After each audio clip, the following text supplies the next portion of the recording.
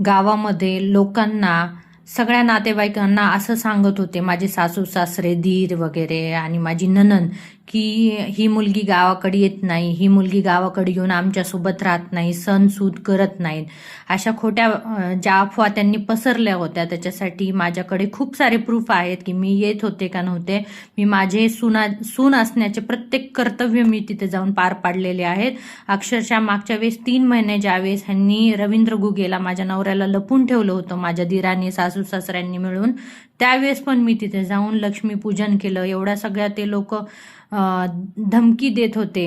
त्यावेळेस सुद्धा जीव घेण्या धमकी देत असताना सुद्धा माझा स्वतःचा जीव धोक्यात टाकून मी माझे सून असण्याचे कर्तव्य तिथे जाऊन पार पाडत होते. अक्षरशः तुम्ही बघू शकता, तो तिथं नसताना, लपवलेला असताना सुद्धा मी तिथे जाऊन लक्ष्म्या बसवल्या, माझे सगळे कर्तव्य पार पाडले.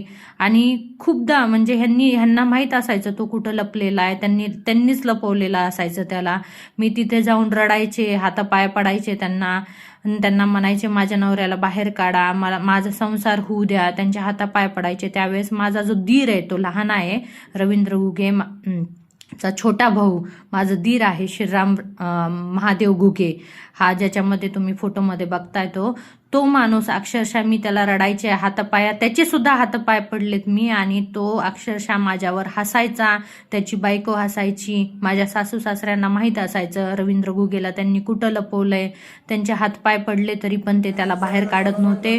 पण तरी पण मी जाऊन माझे सून असण्याचे कर्तव्य, माझी पत्नी असण्याचे कर्तव्य, प्रत्येक कर्तव्य मी तिथे पार पाडलेलं आहे. त्या अडरानात जाऊन त्यांच्या सानिध्यात त्यांनी जीव घेण्या धमक्या दिलेल्या असताना त्यांच्यामध्ये जाऊन मी माझे सगळे कर्तव्य पार पाडले आहेत. माझ्याकडे प्रूफ आहेत, मी तिथे जात होते का नाही जात होते. त्याच्यामुळे त्यांनी किती पण काही पण खोट्या अफवा उठवल्या तरी काहीही फरक पडणार नाही. ज्यावेळेस वेळ येईल त्यावेळेस मी सगळं समोर आणणार आहे.